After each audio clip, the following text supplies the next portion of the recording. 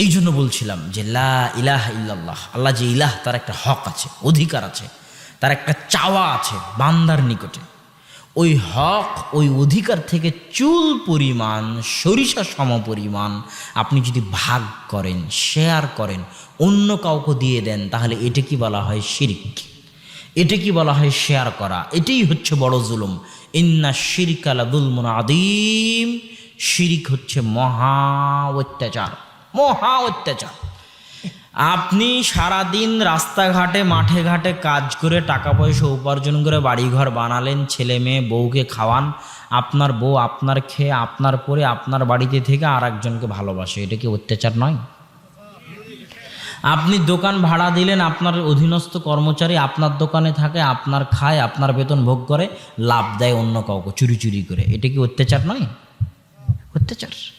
তো আপনি যেই জমিনে বসে আছেন তার মালিক আল্লাহ, যে আসমানের ছায়ায় বসে আছেন তার মালিক আল্লাহ, সূর্যের মালিক আল্লাহ, আপনার জীবন মৃত্যুর মালিক আল্লাহ, আল্লাহ আপনার রব। তো এখন আপনি ইবাদত কি রবের করবেন, যে লালন পালন করে তার করবেন, না আর একজনের করবেন? যে লালন পালন করে তারই করতে হবে। খাবেন একজনের, গুণ গাবেন আর একজনের, এটা কি অত্যাচার নয়? যে একজনের নুন খায় আর একজনের গুণ গায়, তাকে বাংলাতে কি বলে? নিমক হারাম। এই শব্দই আল্লাহ কোরআনে ব্যবহার করেছে। ইন্নাল ইনসানা লিরাব্বিহি লাকানুদ। মানুষ তার প্রতিপালকের ব্যাপারে বড়ই নিমক হারাম। নুন খায় আল্লাহর, গুণ গায় আর একজনের। নুন খায় আল্লাহর, গুণ গায় না আল্লাহর। হয় আর একজনের গায় অথবা আল্লাহর, কারোই গায় না, আল্লাহরও গায় না। তাহলে কি নিমক হারাম না নিমক হারাম নয়? এই কথাই আল্লাহ কোরআনে বলেছে, ইন্নাল ইনসানা লিরাব্বিহি লাকানুদ।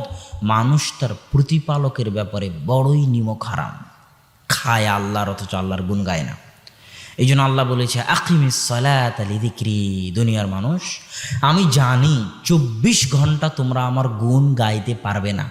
যদিও 24 ঘন্টা আমারই খাও, আমারই জীবন মৃত্যু ব্যবহার করো, আমারই চোখ, আমারই ব্রেন, আমারই মেধা সবই ব্যবহার করো, তাও আমি জানি যে 24 ঘন্টা তোমরা আমার গুণ গাইতে পারবে না। কিন্তু একটা কথা মনে রাখিও, 24 ঘন্টা যদি না পারো তো কমসে কম যে কোনো মূল্যে, ইন এনি ওয়ে, দিনে রাতে 24 ঘন্টায় 5 বার আমার গুণ গাইবা। সে 5 বার কি? 5 ওয়াক্ত সালাত। আকিমিস সালাতা লিযিকরি। তোমরা 5 ওয়াক্ত সালাত আদায় করবা আমার গুণ গাওয়ার জন্য।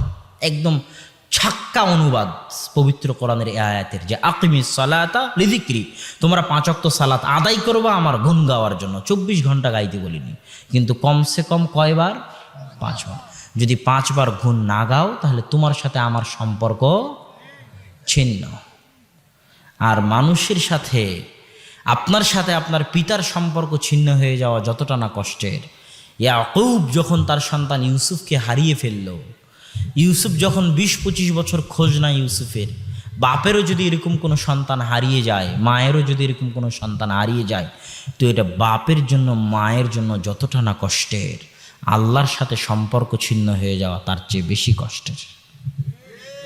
আপনাদের সকলের নিজেকে জিজ্ঞেস করা উচিত যে আপনার প্রতিপালকের সাথে আপনার সম্পর্ক আছে না ছিন্ন হয়ে গেছে?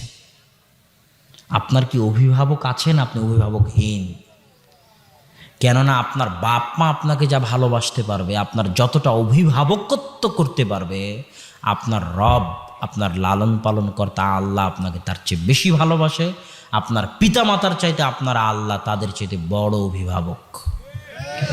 হাসবুনাল্লাহ নি'মাল ওয়াকিল, নি'মাল মাওলা ওয়া নি'মান নাসির। আমাদের জন্য আল্লাহই যথেষ্ট।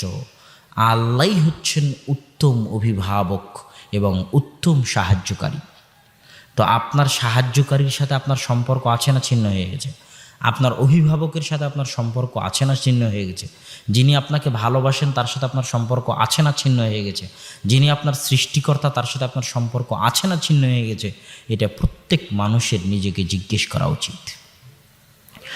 সম্মানিত উপস্থিতি, আমরা বলছিলাম তাওহীদের আলোচনায় যে শিরক কাকে বলে? খান একজনের, গুণগান আর একজনের, এটা হচ্ছে শিরক। এইটা আল্লাহ বরদাস্ত করেন না। আল্লাহ বলছেন ইন্নাল্লাহা লা ইয়াগফিরু আন ইউশরিকা বিহি ওয়া ইয়াগফিরু মা দুনা যালিকা লিমান ইয়াশা। সব গুনাহ ক্ষমা করতে রাজি আছি, এই শিরকের গুনাহ ক্ষমা করতে রাজি নাই। খাবা আমার, গুণ গাবা আর একজনের, এটা ক্ষমা করতে পারবো না। লাউ আতাইতানি বিকরাবিল আরজি খাতায়া, দুনিয়ার মানুষ আজীবন যদি গুনাহ করো জন্ম থেকে মৃত্যু পর্যন্ত, আর কিয়ামতের মাঠে দাঁড়িয়ে যদি আমাকে বলে দিতে পারো যে আল্লাহ জন্ম থেকে মৃত্যু পর্যন্ত গুনাহ করেছি ঠিকই, কিন্তু বিপদে পড়লে কোনোদিন তাবিজের আশ্রয় গ্রহণ করিনি, বিপদে পড়লে কোনোদিন জিন পীরের আশ্রয় গ্রহণ করিনি, বিপদে পড়লে কোনোদিন মাজার দরগায় যায়নি, কোনো দিবস, কোনো স্থান, কোনো কাল, কোনো পাত্রকে আলাদাভাবে সম্মান করিনি, সেটা শহীদ মিনার হোক আর যে দিবসই হোক সেটাকে আলাদাভাবে সম্মান করিনি। যেমন হিন্দুরা করে শিবলিঙ্গের সম্মান, যেমন হিন্দুরা করে বটগাছের সম্মান, যেমন হিন্দুরা করে গঙ্গা নদীর সম্মান, এরকম আলাদা কোনো দিন, জন্মদিবস হোক, মৃত্যু দিবস হোক, আলাদা কোনো দিনকে, আলাদা কোনো স্থানকে, আলাদা কোনো কালকে আল্লাহ সম্মান করিনি। এইভাবে যদি আপনি বলতে থাকতে পারেন আল্লাহর সামনে এবং প্রমাণ করতে পারেন যে আপনি কোনো দিন শিরিক করেননি, তাহলে আল্লাহ বলতেছেন লা আতাইতু বিকরাবিল আরজি মাগফিরাহ, তোমার গুনাহ যদি আসমান জমিন ভর্তি হয় তা আমি আল্লাহ আসমান জমিন ভর্তি ক্ষমা নিয়ে উপস্থিত হব। এটাই হলো তাওহীদ, এটাই তাওহীদ। এই জন্য সব গুনাহ বরদাস্ত করা যায়, কিন্তু শিরকের গুনাহ বরদাস্ত করা যায় না। এই বক্তব্য থেকেই তওবা করতে হবে। বাড়িতে যত মূর্তি আছে, বাপের ছবি হোক, বাপের মূর্তি হোক, ঘোড়ার মূর্তি হোক আর হরিণের মূর্তি হোক, কোটি দামের হোক, ভেঙে ফেলে নতুন করে কালেমা পড়তে হবে যে আশহাদু আল্লা ইলাহা ইল্লাল্লাহ ওয়া আশহাদু আন্না মুহাম্মাদুর রাসূলুল্লাহ, ভেঙে ডাস্টবিনে ফেলে দিতে হবে। কোনো সুযোগ নাই, কোনো সুযোগ নাই। কেননা এইটা ছাড়া আপনার ইহকালও ধ্বংস, পরকালও ধ্বংস। তাওহীদ ছাড়া আপনার ইহকালও ধ্বংস, পরকালও ধ্বংস। আর যদি তাওহীদ ঠিক থাকে তাহলে কোনো না কোনো দিন নাজাত পাওয়ার সম্ভাবনা আছে। সম্মানিত উপস্থিতি, তাওহীদ এবং শিরকের সংক্ষিপ্ত আলোচনার পর আপনাদের সামনে সুন্নাত এবং বেদাতের আলোচনা একটু সংক্ষিপ্তভাবে করি। সুন্নাত এবং বেদাতের আলোচনা বুঝাতে গিয়ে আপনাকে প্রথমত বুঝতে হবে, আপনারা কি অধৈর্য হয়ে যাচ্ছেন? সুন্নাত এবং বেদাতের আলোচনা বুঝাতে গিয়ে আপনাদের প্রথমত বুঝতে হবে যে মানুষের জীবন দুই ভাগে বিভক্ত। কয় ভাগে? দুই ভাগে। মানুষ যখন মসজিদে থাকে তখন একটা ভাগ, মানুষ যখন সালাত আদায় করে তখন একটা ভাগ, মানুষ যখন সিয়াম পালন করে তখন একটা ভাগ, মানুষ যখন হজ করে তখন একটা ভাব। যখন সালাত, সিয়াম, হজ, এই যে এখানে বক্তব্য শুনতে এসেছেন, এটা যখন শেষ হয়ে যাবে, বাইরে যখন যাবেন, ওটা হচ্ছে দুনিয়া। ওটাকে কি বলে? দুনিয়া। মসজিদ থেকে ফজরের সালাত পড়ে যখন বাইরে বের হবেন, ওটাকে কি বলে? দুনিয়া। একটা ইবাদতের জগৎ আর একটা দুনিয়ার জগৎ। মানুষের জীবন কয় ভাগে ভাগ? একটা দুনিয়া আর একটা ইবাদত, একটা ইবাদত আর একটা দুনিয়া। এবার বুঝেন, ইবাদতের জগতে হুকুমের নাম হচ্ছে সুন্নাত আর বেদাত। ইবাদতের জগতে হুকুমের নাম কি? আর দুনিয়ার জগতে হুকুমের নাম হচ্ছে হালাল আর হারাম। আপনি যদি আমাকে জিজ্ঞেস করেন যে হুজুর বা শায়েখ বা আব্দুল্লাহ ভাই, একসাথে হাত তুলে দোয়া করা কি হালাল না হারাম? প্রশ্নটা ঠিক হবে না। প্রশ্নটা কি হতে হবে বলেন? শ্রোতারা কি বুঝতে পারেননি আমার কথা? প্রশ্ন কি হতে হবে? একসাথে হাত তুলে দোয়া করা কি সুন্নাত না বেদাত? এটা প্রশ্ন হতে হবে। কেন? হালাল হারাম হচ্ছে দুনিয়ার সাথে সম্পৃক্ত। আপনি যদি আমাকে জিজ্ঞেস করেন যে আব্দুল্লাহ ভাই, মদ খাওয়া কি সুন্নাত না বেদাত, প্রশ্নটাই ঠিক হয়নি। কেননা মদ খাওয়া কিসের সাথে সম্পৃক্ত? দুনিয়ার সাথে সম্পৃক্ত। আর দুনিয়ার হুকুম কি? হালাল আর হারাম। আর ইবাদতের হুকুম কি?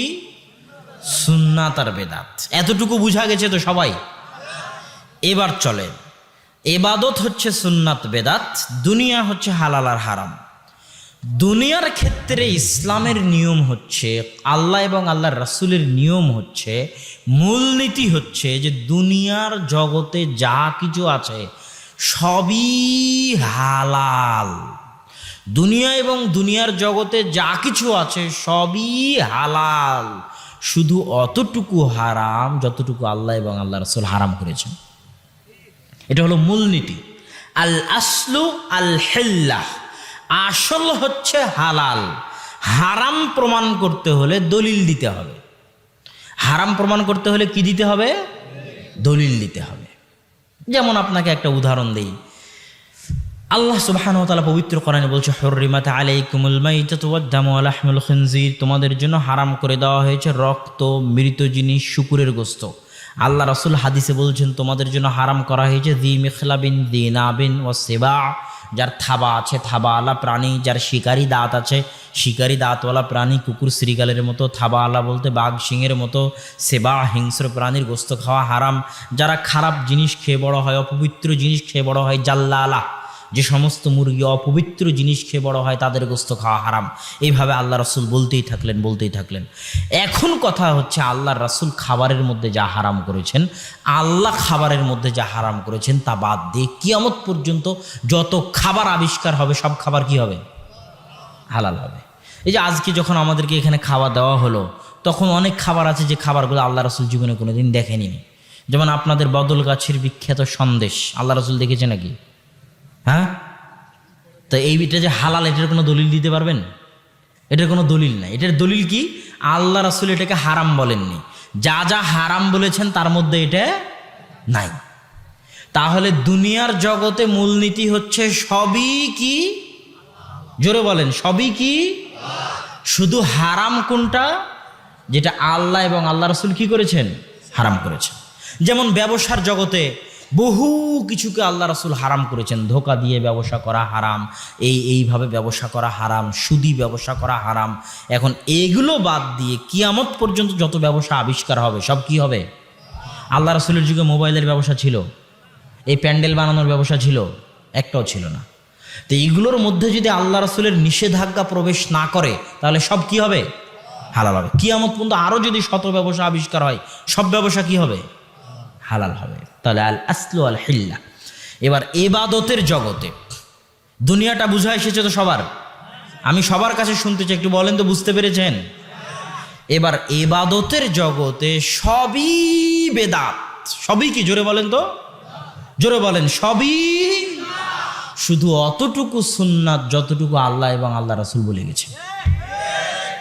এবার বুঝা গেছে সবই কি? বলেন তো, সবই বেদাত। শুধু কতটুকু সুন্নাত?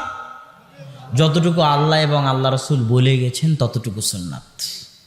কেন এই কথা? এই কথা এই জন্য যে মুহাম্মদ হচ্ছেন রাসূলুল্লাহ, আল্লাহ রাসূল সাল্লাল্লাহু আলাইহি ওয়াসাল্লাম।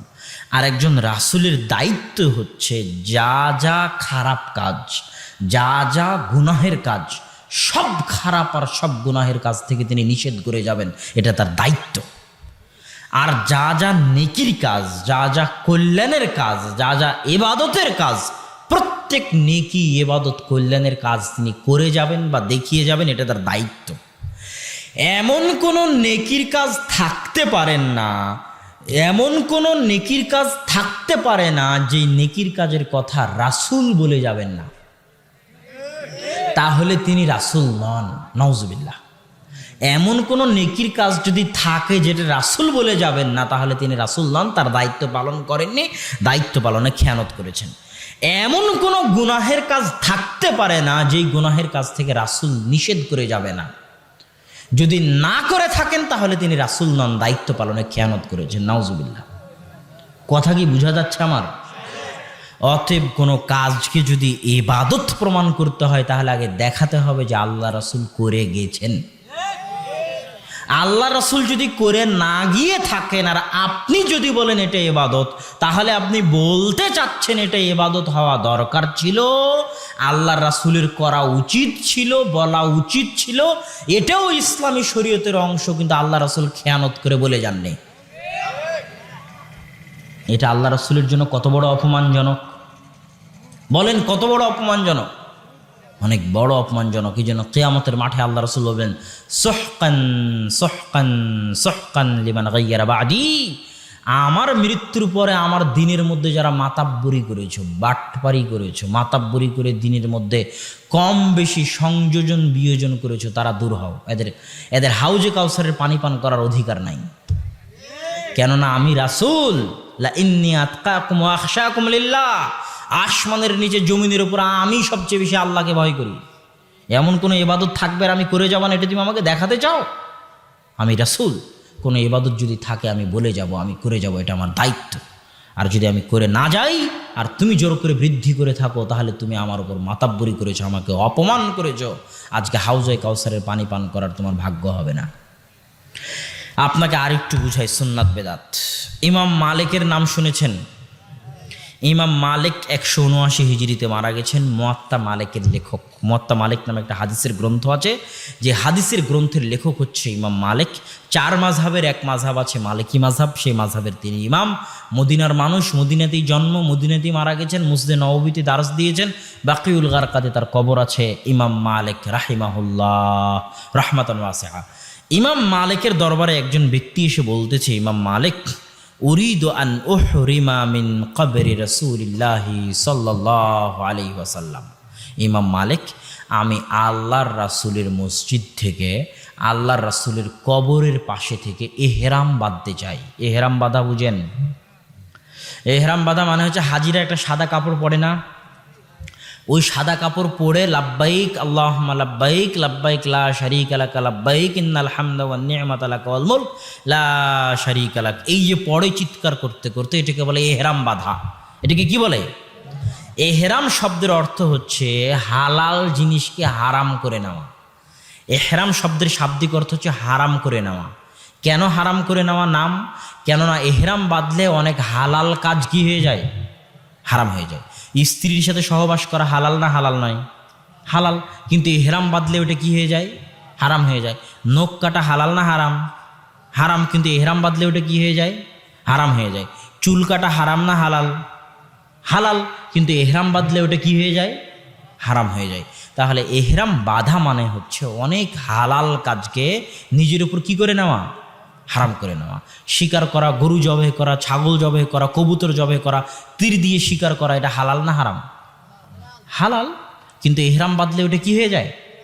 হারাম হয়ে যায়। তাহলে ইহরাম মানে অনেক হালাল কাজকে নিজের উপর হারাম করে নেওয়া।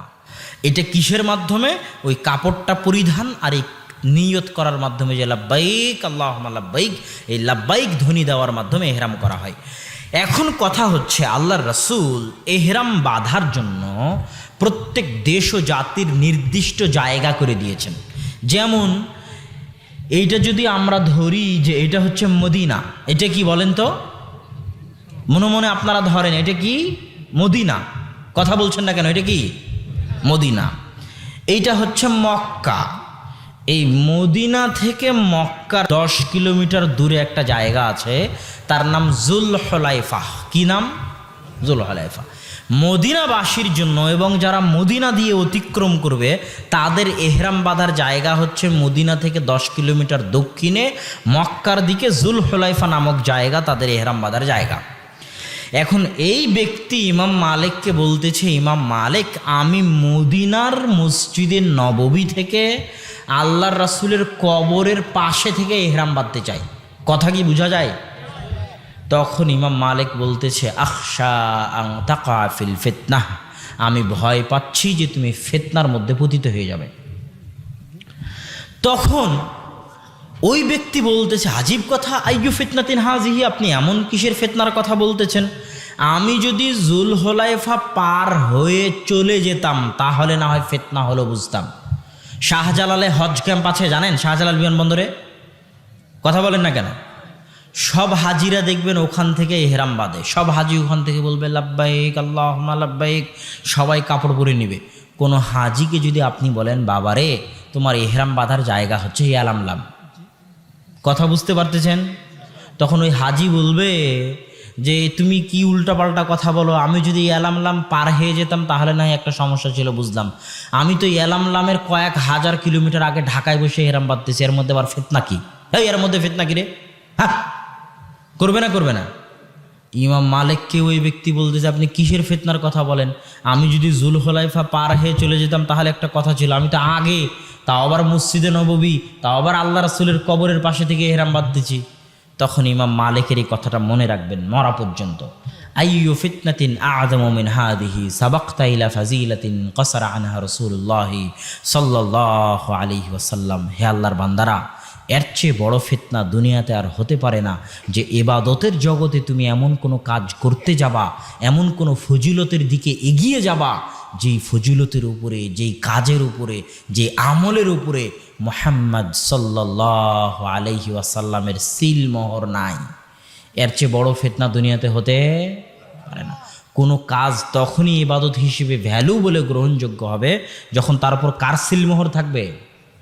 মুহাম্মদ সাল্লাল্লাহু আলাইহি ওয়াসাল্লামের সিলমোহর থাকবে, যে ক্বালা রাসূলুল্লাহ আও ফাআলা রাসূলুল্লাহ, আল্লাহ রাসূল বলেছেন বা আল্লাহ রাসূল করেছেন।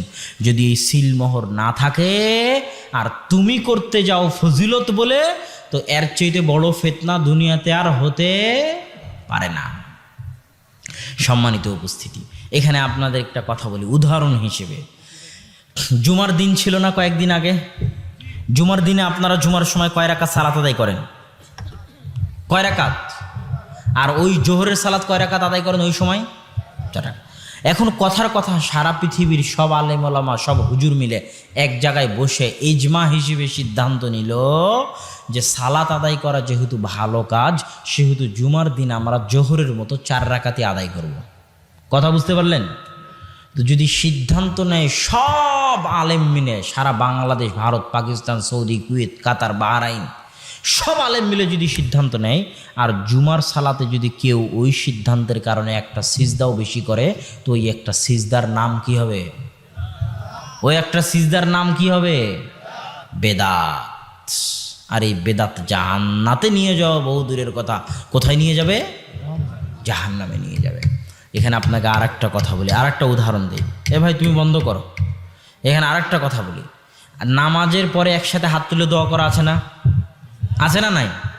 সেটাকে বাংলাদেশে কি বলা হয়? মোনাজাত করা। কি বলা হয়? মোনাজাত করা। আমি কোনো ফতোয়া দিব না, আমি আপনাকে বুঝাই যে আসমানের নিচে, যে আসমানটা দেখতে পাচ্ছেন রাতের আকাশে তারা জ্বলতেছে, এই আসমানের নিচে আর এই জমিনটার উপরে মোনাজাত করার জন্যে সালাতের চাইতে বড় কোনো মাধ্যম পৃথিবীতে আর নাই।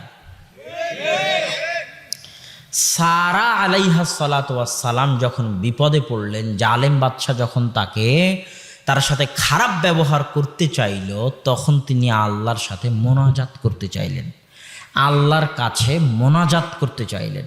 মোনাজাত করার জন্য তিনি জালেম বাদশাকে বললেন যে আমাকে একটু সময় দাও, অজু করি আর কি করি? 2 রাকাত সালাত আদায় করি। তার মানে আল্লাহর নিকটে মোনাজাত করার সবচেয়ে বড় মাধ্যম কি? সালাত। রাসূল সাল্লাল্লাহু আলাইহি ওয়াসাল্লাম যখনই কোনো বিপদে পড়তেন, বা দারাইলা সালাহ, যখনই কোনো বিপদে পড়তেন তখনই তিনি মোনাজাতে দাঁড়িয়ে যেতেন, মানে সালাতে দাঁড়িয়ে যেতেন। সালাত শব্দের শাব্দিক অর্থ কি? দোয়া করা। দোয়া করা মানে মোনাজাত করা। দোয়া করা মানে কি? সালাত শব্দের শাব্দিক অর্থ কি একটু সবাই বলেন তো? দোয়া করা। সালাত শব্দের শাব্দিক অর্থ কি? দোয়া করা মানে কি? মোনাজাত করা। তাহলে সালাত মানে মোনাজাত, সালাত মানে মোনাজাত, সালাত মানে মোনাজাত। মোনাজাত করার সালাতের চাইতে বড় মাধ্যম দুনিয়াতে আর নাই। বিশ্বাস না হলে আমি আপনাকে বলি, আপনি যে বিপদে পড়েন না কেন, ওয়াল্লাহি আল্লাহর কসম, ওয়াল্লাহি আল্লাহর কসম, আমি বহু চাক্ষুষ সাক্ষী এরকম ঘটনার। যে কোনো বিপদে পড়েন না কেন, বিপদে পড়া মাত্রই ওই এমপি, মন্ত্রী, চেয়ারম্যানকে ফোন করার দরকার নাই। আপনার ছেলে অ্যাক্সিডেন্ট করেছে, রাজশাহী মেডিকেলে আছে, আপনি এখান থেকে 2-3 ঘন্টা সফর করে রাজশাহী মেডিকেলে যাবেন, তারপরে ওখানে গিয়ে দেখবেন কি হচ্ছে। তার আগে বাড়িতে বসে আল্লাহকে বলেন, আল্লাহ আমার ছেলে মেডিকেলে আছে, তুমি হেফাজত করিও। 3 ঘন্টা যেতে যা সময় লাগবে তার আগেই আল্লাহ ব্যবস্থা করে দিবেন। তো আল্লাহর নিকটে যে মোনাজাত করবেন, তার জন্য সবচেয়ে বড় মাধ্যম কি? 2 রাকাত সালাত। যখনই বিপদে পড়বেন, ওয়াল্লাহি আল্লাহর কসম, 2 রাকাত সালাত আদায় করেই দেখিয়েন। বিপদে পড়ে, বিপদে পড়া মাত্রই সালাতে দাঁড়িয়ে যাবেন, বিপদে পড়া মাত্রই অজু করে 2 রাকাত সালাতে দাঁড়িয়ে যাবেন। আমার কোনো ভাষা নাই, আমার বুঝানোর কোনো ভাষা নাই মানুষকে এটা বুঝানোর যে 2 রাকাত সালাতের ফজিলত কত। আমার মনে হয় না এমন কোনো বিপদ আছে দুনিয়াতে যে বিপদে 2 রাকাত সালাত আদায় দিয়ে দূর করা সম্ভব নয়। এমন কোনো বিপদ আমার মনে হয় না দুনিয়াতে আছে যেই বিপদ এই 2 রাকাত সালাত দিয়ে দূর করা সম্ভব নয়। 2 রাকাত সালাত দিয়েই ওই বিপদ দূর করা সম্ভব। তো মোনাজাত করার সবচেয়ে বড় মাধ্যম কি হলো তাহলে? সালাত আদায় করা। এবার যখন আল্লাহু আকবার বলে মোনাজাতে দাঁড়ালাম, মানে সালাতে দাঁড়ালাম, আলহামদুলিল্লাহ রাব্বিল আলামিন, মোনাজাত কিন্তু শুরু হয়ে গেছে। ইহদিনাস সিরাতাল মুস্তাকিম সিরাতাল লাযিনা আন'আমতা আলাইহিম, মোনাজাত চলতেছে। তারপরে কোরআনের অন্যান্য সূরা তেলাওয়াত করলাম, রুকুতে চলে গেলাম, আল্লাহর তাসবিহ তাহলিল পাঠ করলাম, রুকু থেকে উঠলাম, আল্লাহর প্রশংসা করলাম, সিজদায় চলে গেলাম। এটা হচ্ছে মোনাজাতের মধ্যে সবচেয়ে গুরুত্বপূর্ণ মুহূর্ত। আল্লাহর নিকটে সবচেয়ে নিকটে কখন থাকে মানুষ? যখন মানুষ কোথায় থাকে? সিজদায় থাকে। কিছু চাইতে হলে আল্লাহর নিকটে সিজদায় চাওয়া উচিত, কোরআনের আয়াত বাদ দিয়ে, হাদিসের দোয়া দিয়ে, নিজের বানানো আরবি দিয়ে সিজদায় আল্লাহ সুবহানাহু ওয়া তাআলার নিকটে চাইবেন। সিজদা থেকে উঠলেন, মোনাজাত চলতেছে, দুই সিজদার মাঝের দোয়া কিন্তু অনেক সুন্দর একটা মোনাজাত। আবার সিজদায় গেলেন, আবার আল্লাহর তাসবিহ তাহলিল পাঠ করলে আবার মোনাজাত করতে লাগলেন। সিজদা থেকে উঠলেন, এইভাবে সালাত শেষ হয়ে যাচ্ছে। এবার সালাম ফিরার পূর্বে প্রথমে তাশাহুদ পড়লেন, আল্লাহর রাসূলের উপর সালাত পাঠ করলেন, সালাম পেশ করলেন, তারপর আল্লাহ রাসূলের উপর দরুদ পেশ করলেন। তারপর এবার শুরু হয়ে গেল মোনাজাত। যত মোনাজাত আপনার জানা আছে, যত কোরআনের আয়াত জানা আছে, যত আল্লাহ রাসূলের হাদিস জানা আছে, যত আরবি দোয়া মুখস্থ আছে, যত নিজে আরবি বলতে পারতেছেন, সব সালাম ফিরানোর আগে চলতে থাকবে দীর্ঘক্ষণ মোনাজাত। এবার যখন আসসালামু আলাইকুম বলে সালাম ফিরলেন, তখন কি শেষ হয়ে গেল? একটু জোরে বলেন তো, কি শেষ হয়ে গেল? মোনাজাত শেষ হয়ে গেল। এখন কেউ যদি বলে হুজুর মোনাজাত করালো না, তাকে যদি আমি জাহেল প্রমাণ করতে না পারি, তাহলে আমি আপনার বদলগাছিতে আসবো না ইনশাআল্লাহ। কেননা মোনাজাত শেষ হয়ে গেল। এবার যখন আসসালামু আলাইকুম বলে সালাম ফিরলেন, এবার যত হাদিস গ্রন্থের হাদিস আছে সব খুলে দেখেন, সব জিকির, আজকার, তাসবিহ, তাহলিল, নাস, ফালাক, ইখলাস, আয়াতুল কুরসি সব দিয়ে ভর্তি। যখন সমাজে একসাথে হাত তুলে দোয়া করার বেদাত ঢুকেছে, তখন দুইটা সুন্নাত উঠে গেছে সমাজ থেকে। একটা সুন্নাত সমাজের মানুষ ভুলে গেছে যে সালাতই হচ্ছে মোনাজাতের সবচেয়ে বড় মাধ্যম। আর একটা হচ্ছে সালাম ফেরানোর পরে যে জিকির, আজকার, তাসবিহ, তাহলিল করতে হয়, এটাও ভুলে গেছে। সলাতুল জানাজা, জানাজা মানে কি? জানাজা মানে লাশ। জানাজা মানে কি? লাশ। আর সালাত মানে মোনাজাত, লাশের জন্য মোনাজাত। সালাতুল জানাজা মানে কি? লাশের জন্য মোনাজাত। সালাতুল জানাজা মানে হচ্ছে লাশের জন্য মোনাজাত। আল্লাহু আকবার। সূরা ফাতিহা। সূরা ফাতিহা এই জন্য আল্লাহর প্রশংসা করতে হয়, দোয়া করতে হলে, মোনাজাত করতে হলে আল্লাহর প্রশংসা করতে হয়। সূরা ফাতিহা শেষ, আল্লাহু আকবার। দরুদ শরীফ। দরুদ শরীফ কেন? আল্লাহর প্রশংসার পরে মোনাজাত করতে হলে দরুদ পড়তে হয়। মোনাজাত করতে হলে আল্লাহর প্রশংসার পরে কি পড়তে হয়? দরুদ পড়তে হয়। আল্লাহু আকবার। তৃতীয় তাকবীর। এবার শুরু হলো আল্লাহুম্মা গফির লাহু ওয়ারহামহু ওয়াফু আনহু, আল্লাহুম্মা গফির লিহাইয়িনা ওয়া মাইয়িতিনা। মোনাজাত শুরু হয়ে গেল। কি শুরু হয়ে গেল? মোনাজাত শুরু হয়ে গেল। আল্লাহে আল্লাহর কসম, আল্লাহে আল্লাহর কসম, সারা বাংলাদেশ কেন, সারা পৃথিবীর সব আলেম ওলামা, সব হুজুর মিলে কবরের পাশে দাঁড়িয়ে একসাথে হাত তুলে যদি আপনার আব্বার জন্য মোনাজাত বানাতে থাকে বাংলায়, সারা পৃথিবীর সব হুজুর মিলে যদি বানাতে থাকে, তো তৃতীয় তাকবীরের পরে আল্লাহর রাসূল মুহাম্মদ সাল্লাল্লাহু আলাইহি ওয়াসাল্লাম যে মোনাজাত শিখিয়ে দিয়েছেন, তার চেয়ে ভালো মোনাজাত বানাতে পারবে না। আল্লাহুম্মা গফির লাহু ওয়ারহামহু ওয়াফু আনহু, এই যে দোয়াটা আছে মৃত ব্যক্তির জন্য মোনাজাত স্বরূপ, এর চেয়ে ভালো দোয়া সারা পৃথিবীর হুজুর মিলে কবরের পাশে দাঁড়িয়ে যে মোনাজাত করবে বাংলায়, বানাতে পারবে না। এই দোয়ার চাইতে ভালো দোয়া বানাতে পারবে না। এই দোয়ার চাইতে ভালো দোয়া বানাতে পারবে না। এই দোয়ার চাইতে ভালো দোয়া বানাতে পারবে না। সারা পৃথিবীর সব মানুষ মিলে যদি মনে করে আল্লাহ রাসূলের জন্য দরুদ বানাবে, তো আল্লাহুম্মা সাল্লি আলা মুহাম্মাদ ওয়া আলা আলি মুহাম্মাদ কামা সাল্লাইতা আলা ইব্রাহিম ওয়া আলা আলি ইব্রাহিম ইন্নাকা হামিদুম মাজিদ, এই দরুদের চাইতে ভালো দরুদ বানাতে পারবে না শেখ সাদি হলেও। বালাগাল উলা বিকামালিহি কাশাফাদ দুজা বিজামালিহি সাল্লু আলাইহি ওয়া আলিহি বলে যে হাসনাত জামিউ খিসালিহি বলে যে তিনি দরুদ বানিয়েছেন, ওরকম হাজারো শেখ সাদি যদি জন্মগ্রহণ করে, তো আল্লাহর রাসূলের শিখানো এই দরুদের চাইতে ভালো দরুদ বানাতে পারবে না। তো সালাতুল জানাজা মানে মৃত ব্যক্তির জন্য মোনাজাত। আসসালামু আলাইকুম বলে যখন জানাজার সালাত শেষ হয়ে গেল, তখন কি শেষ হয়ে গেল? মোনাজাত শেষ হয়ে গেল। এটাই মানুষকে বোঝানো যায় না। যদি না বুঝে তাহলে তার জ্ঞান নাই, সে জাহেল।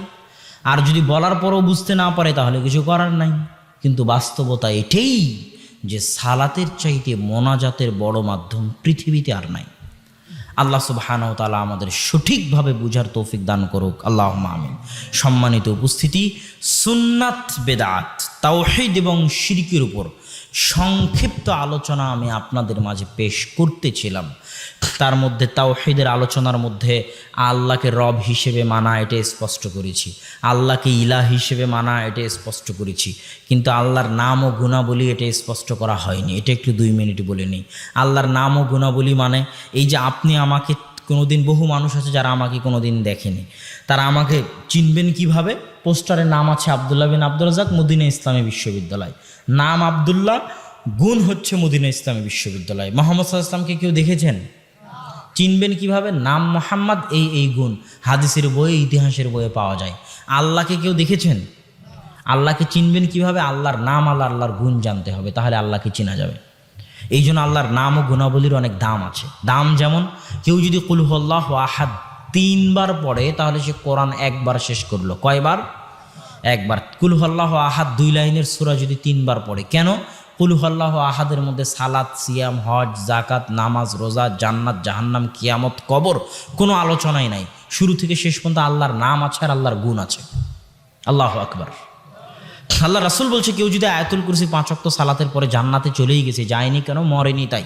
আয়াতুল কুরসি খুলে দেখেন, আয়াতুল কুরসির মধ্যে সালাত, সিয়াম, হজ, জাকাত, নামাজ, রোজা, জান্নাত, জাহান্নাম, কবর, কিয়ামত কোনো কিছুর আলোচনা নাই। শুরু থেকে শেষ পর্যন্ত আল্লাহর নাম আছে আর আল্লাহর গুণাবলী আছে। আল্লাহু আকবার।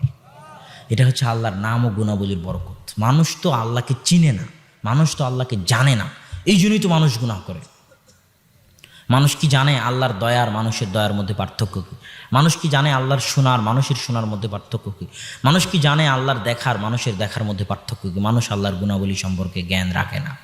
এই জন্য মানুষ আল্লাহ সুবহানাহু ওয়া তাআলার নিষেধে লিপ্ত হয় আর আল্লাহর আদেশ লঙ্ঘন করে, কেননা মানুষ আল্লাহকে চেনে না।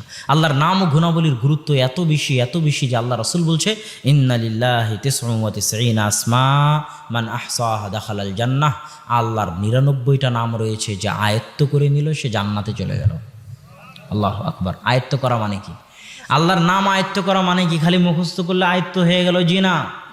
আল্লাহর নাম মুখস্থ করার পর অর্থ বুঝতে হবে, সেগুলোকে হৃদয়ঙ্গম করতে হবে, আল্লাহর রঙে রঙিন হয়ে যেতে হবে। সিবগাতুল্লাহ, আল্লাহর রঙে রঙিন হয়ে যাও। আল্লাহর রঙে কেমনি রঙিন হবেন? এটার ব্যাখ্যা মানুষ বুঝে না। যে কোরআনে আল্লাহ বলতেছে আল্লাহর রঙে রঙিন হওয়া, এর মানে কি? আল্লাহর রঙে কেমনি রঙিন হবেন? আল্লাহর একটা গুণ হচ্ছে রহমান। রহমান মানে কি? রহমান মানে কি? দয়ালু।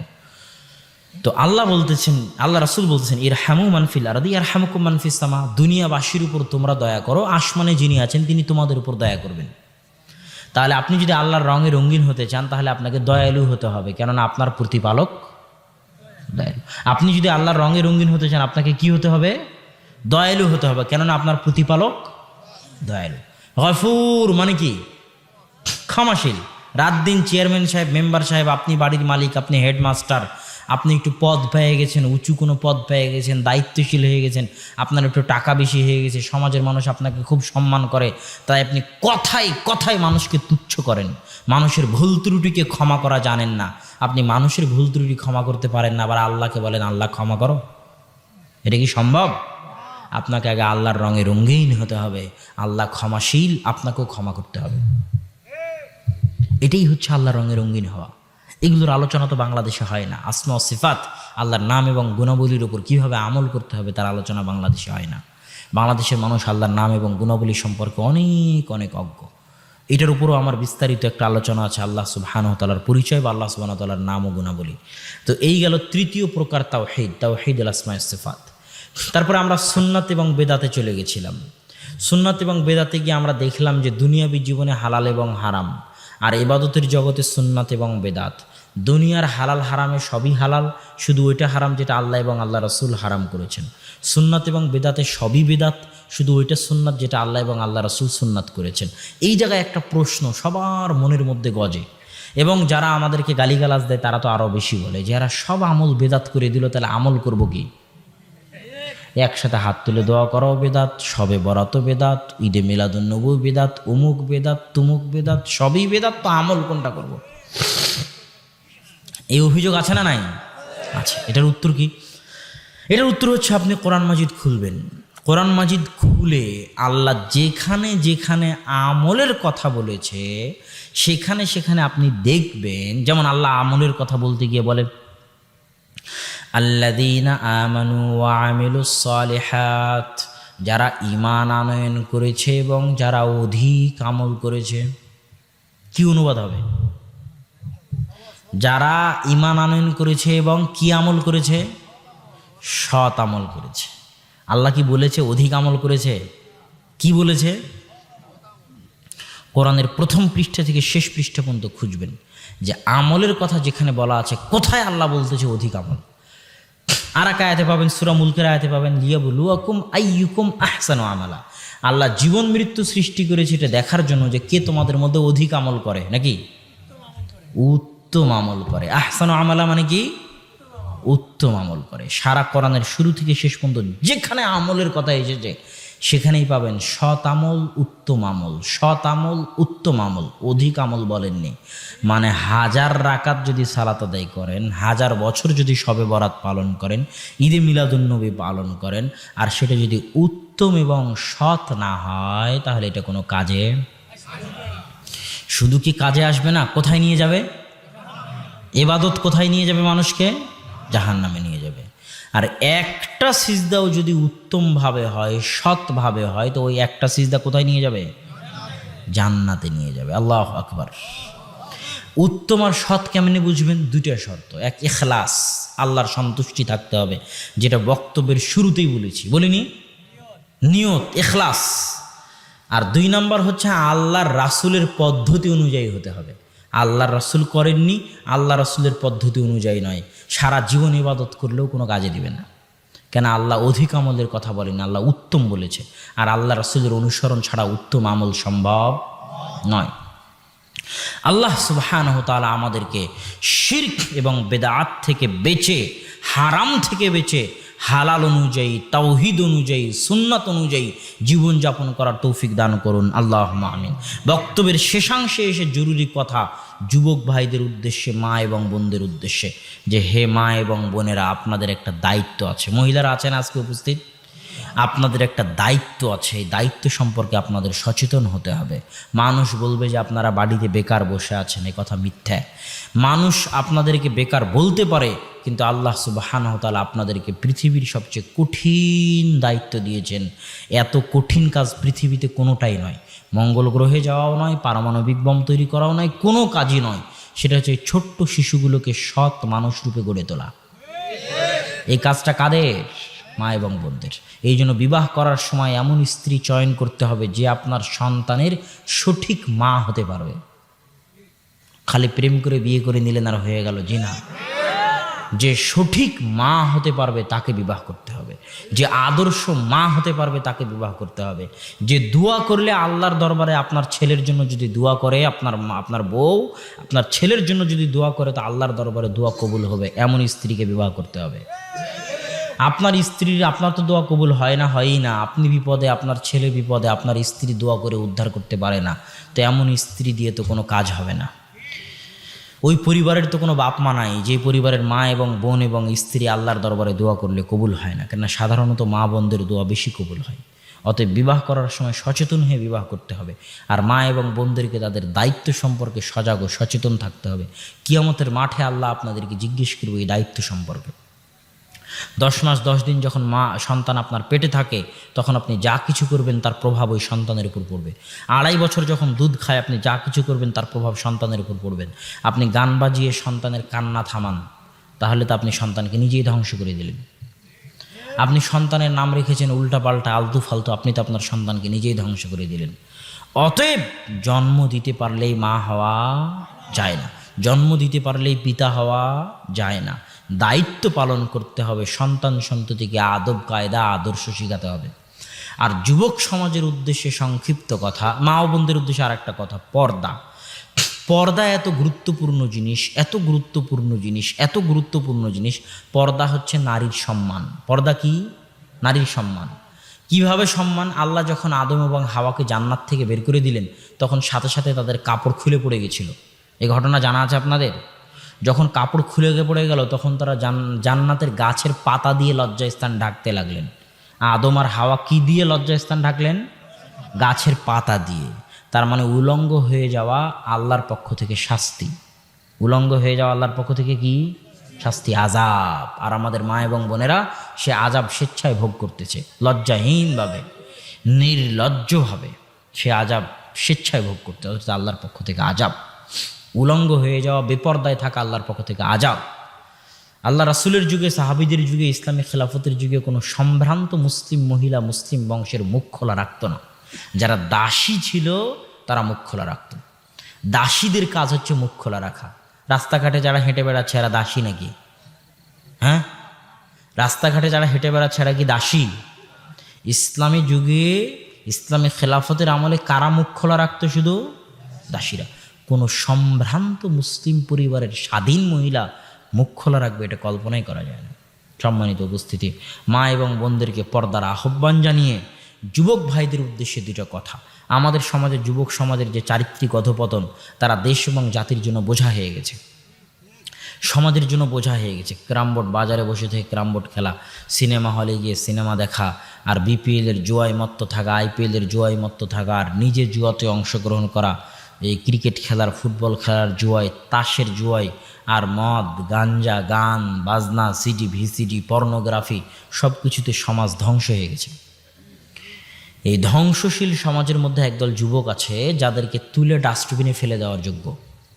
এরা জাতির জন্য বোঝা, দেশের জন্য বোঝা, সমাজের জন্য বোঝা। এদেরকে কোথায় ফেলে দিতে হবে? তুলে ডাস্টবিনে। এই সমস্ত যুবকদের উদ্দেশ্যে বলতে চাই, তোমরা জাতির জন্য বোঝা হইও না। যুগ যেদিকে চলে তুমিও যদি সেদিকে চলো তাহলে তুমি বোঝা হয়ে যাওয়া, তুমি খড়কুটো। নদীতে দেখিও যে স্রোতের মধ্যে এক প্রকার খড়কুটো চলে, পানা চলে, তাদের কোনো গতি থাকে না। স্রোত যেদিকে যায় তারাও সেদিকে যায়, তাদের কোনো মূল্য থাকে না। যুগ যেদিকে তুমিও সেদিকে, মানে তোমার কোনো মূল্য নাই, তুমি জাতির জন্য বোঝা।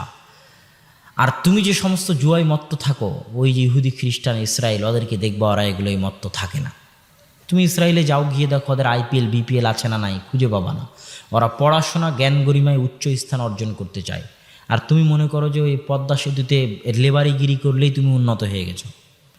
পদ্মা সেতুর যত ইঞ্জিনিয়ার আছে কোটি কোটি টাকা বেতন দিয়ে সব চায়না আর কোরিয়া থেকে ভাড়া করে নিয়ে আসা, আর ওই লেবারগুলো হচ্ছে বাঙালি আর বাংলাদেশি। তাহলে এটা কি উন্নতি? বলেন, এটা উন্নতি? কথা বলেন না যে এটা কি উন্নতি? অসম্ভব। মানুষ মনে করে যে গার্মেন্টস থেকে কাপড় চোপড় বিক্রি করে কোটি টাকা ইনকাম করে উন্নত হয়ে গেছে, অথচ এই গার্মেন্টসের কাপড় চোপড়, প্যান্ট শার্ট কাদের কাছে বিক্রি হবে? ইউরোপে, ইংল্যান্ডে, আমেরিকায়।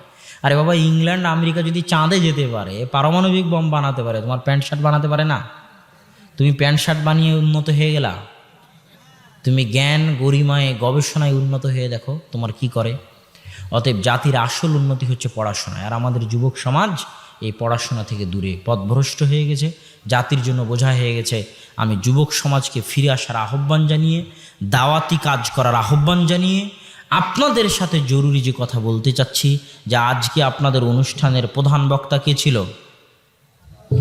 শায়েখ আব্দুর রাজ্জাক বিন ইউসুফ। যদিও আব্বুর ফেব্রুয়ারির পর থেকে সব প্রোগ্রাম ফেসবুকে ঘোষণা দিয়ে ক্যান্সেল করে দেওয়া হয়েছিল যে অসুস্থতার কারণে আব্বু আসতে পারবে না, তারপরেও কিছু কিছু প্রোগ্রাম থেকে গেছে যাদের অনুরোধে, যাদের কান্নাকাটিতে আব্বু উপস্থিত হতে চেয়েছিল। তার মধ্যে আপনাদের এই প্রোগ্রামটা একটা, কেননা আপনাদের এই এলাকার একজন মুরব্বী আছেন, তিনি আবার আমার মামার বিহাই হচ্ছেন। তো তার মাধ্যম দিয়ে খুব অনুরোধ বিনুরোধ করে আব্বুকে এখানে উপস্থিত করানোর কথা ছিল, এবং আব্বু উপস্থিত হতেনও। আব্বু উপস্থিত হওয়ার ওয়াদাও দিয়েছিলেন। কিন্তু আপনারা জানেন যে আব্বুর দুইটা প্রতিষ্ঠান আছে, একটা আল জামিয়া সালাফিয়া ডাঙ্গিপাড়া পবা রাজশাহী, আর একটা আল জামিয়া সালাফিয়া রূপগঞ্জ নারায়ণগঞ্জ ঢাকা। তো আল জামিয়া সালাফিয়া রূপগঞ্জ নারায়ণগঞ্জ ঢাকা একটা জমির, বিরাট একটা জমির রেজিস্ট্রির জরুরি কাজ ছিল, যেখানে আব্বুর সই স্বাক্ষরের প্রয়োজন ছিল। এই জন্য আব্বু আজকে সকাল 10:30টায় বিমানে ঢাকা গেছেন, আবার 3:15 3:30টার বিমানে রাজশাহীতে ফিরতেন, কিন্তু 5-6 মিনিট 7-8 মিনিটের কারণে তিনি বিমানটা ধরতে পারেননি। এখন তিনি রাস্তার গাড়িতে রাজশাহী ফিরতেছেন। যদি বিমানে চলে আসতে পারতেন তাহলে আমার জায়গায় আজকে আপনাদের এখানে আব্বুই থাকতো। তো এটা আপনাদের কমিটির কোনো গাফলতি নয়, বা তারা চেষ্টার কোনো ত্রুটি করেনি, বা আব্বুরও চেষ্টায় কোনো ত্রুটি নয়, এটা একটা অ্যাক্সিডেন্টাল ঘটনা। তো তবে আপনাদের নিকটে আমি অনুরোধ করব, আপনারা আব্বুর জন্য অন্তরের অন্তরস্থল থেকে দোয়া করবেন, আল্লাহ সুবহানাহু ওয়া তাআলা যেন ও যত ষড়যন্ত্র আছে, যত মানুষের হিংসা বিদ্বেষ বিরোধিতা আছে, যত মানুষের অপপ্রচার আছে, দুর্নাম আছে, সব কিছুকে উপেক্ষা করে আল্লাহ সুবহানাহু ওয়া তাআলা যেন গায়েবী মদদ দিয়ে তাকে হেফাজত করেন। আল্লাহুম্মা আমিন। তাকে যেন সুস্বাস্থ্য দিয়ে, হায়াতে তৈয়বা দিয়ে দীর্ঘজীবী করেন। আল্লাহুম্মা আমিন। তার হাত দিয়ে যেন দেশ এবং জাতির আরও কাজ নেন এবং সে কাজগুলোতে বরকত দান করেন। আল্লাহুম্মা আমিন। এই যে উঠছেন, যে এখনও তো কথা শেষ হয়নি, যাওয়ার আগে আমি যে বক্তব্য দিচ্ছিলাম আমার বক্তব্যের সাথে সংশ্লিষ্ট এখানে কিছু বই পাবেন। যেমন আপনাদেরকে বলেছি সুন্নতের অনুসরণের জন্য আমার বক্তব্য আছে আমরা হাদিস মানতে বাধ্য, তো ওই বইটা এখানে পাবেন আমরা হাদিস মানতে বাধ্য। আমার লেখা সহিহ বুখারীর বাংলা ব্যাখ্যা গ্রন্থ, বাংলা ভাষায় প্রথম, মিন্নাতুল বারী, যেটা আপনারা প্রায় সবাই এই বইয়ের নাম শুনেছেন, এই মিন্নাতুল বারী ওখানে পাবেন। আবার জানাজার সালাত, হাত তুলে দোয়া, মোনাজাত, এগুলোর জন্য মুমূর্ষু হতে কবর পর্যন্ত পাবেন। কোনো বই যদি না নিয়ে যেতে পারেন, আমরা হাদিস মানতেও মাধ্যমেও যদি না পারেন, মিন্নাতুল বারীও যদি না পারেন, তাহলে কিছুই না পারলে মাসিক আলে ইতিসাম নিয়ে যেতে ভুলবেন না। মাসিক আলে ইতিসাম মাত্র 20 টাকা মূল্য। এই মাসিক আলে ইতিসাম নিয়ে যেতে ভুলবেন না। আপনাদের পক্ষ থেকে কিছু প্রশ্ন। আমাদের এলাকায় শুধু সালাতের সময়ে টাকনুর উপরে প্যান্ট অথবা পাজামা উঠায়, বাকি সময় টাকনুর নিচে পড়ে থাকে। টাকনুর নিচে কাপড় পরিধান করা কাবিরা গুনাহ, জাহান্নামে যাওয়ার আশঙ্কা আছে। নামাজের মধ্যে অন্য চিন্তা মাথায় চলে এলে কি করব? আউযু বিল্লাহি মিনাশ শাইতানির রাজিম বলে বাম দিকে 3 বার থুথু দিবেন। নামাজে সাহু সিজদা ভুলে গেলে কি করব? সাহু সিজদা ভুলে গেলে সাহু সিজদা দিবেন, আবার যতটুকু বাকি আছে অতটুকু আদায় করে সাহু সিজদা দিবেন। মসজিদ এটাং কোন ভাষায়? বুঝলাম না। মসজিদ হচ্ছে আরবি ভাষা। সাজাদা ইয়াসজুদু থেকে মসজিদ, সিজদা দেওয়ার স্থান। আমাদের পরিবারের কারো মৃত্যু হলে আমরা হুজুর ডেকে নিয়ে মিলাদ ও কবর জিয়ারত করি। কেন? ইসলাম কি ভাড়াটে ধর্ম? হ্যাঁ ভাইরা, এই যে ভাইদের বলছি, ইসলাম কি ভাড়াটে ধর্ম? হ্যাঁ, যে ভাড়া করে কোরআন পড়াতে হবে? হ্যাঁ, ভাড়া করে কোরআন পড়াতে হবে? হ্যাঁ, ইসলাম ভাড়ারে ধর্ম নয় যে ভাড়া করে দোয়া করাতে হবে, ভাড়া করে কোরআন পড়াতে হবে। নিজে দোয়া করবেন, নিজে কোরআন পড়বেন।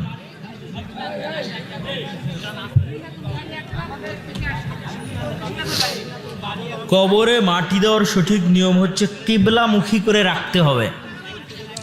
লাশকে কিবলামুখী করে রাখতে হবে। বিসমিল্লাহ আলা মিল্লাতে রাসূলিল্লাহ বলে মাটি দিতে হবে। আর মাটি দেওয়ার পরে তার জন্য মনে মনে দোয়া করা যায় যে আল্লাহ আপনি তাকে প্রশ্ন উত্তরে কায়েম রাখুন। আল্লাহুম্মা সাব্বিতহু, হে আল্লাহ আপনি তাকে প্রশ্নের উত্তরে কায়েম রাখুন, সাবিত কাদাম রাখুন।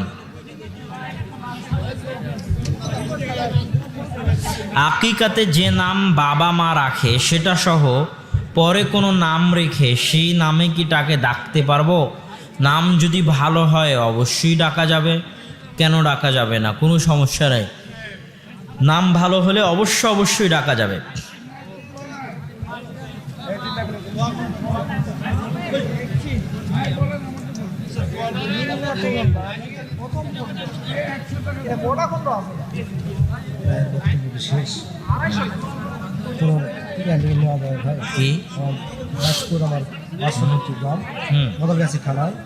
ওখানে মাহফিলের জন্য আপনার কোনো ডেট নেই। 1 বছর পর ডেট পাওয়া যাবে। 1 বছর পর পরে কতদিন পর পাওয়া যেতে পারে? আর যোগাযোগ করবো কীভাবে? কথা শেষ ভাই। গত বছর আপনার সঙ্গে কথা বলছিলাম হচ্ছে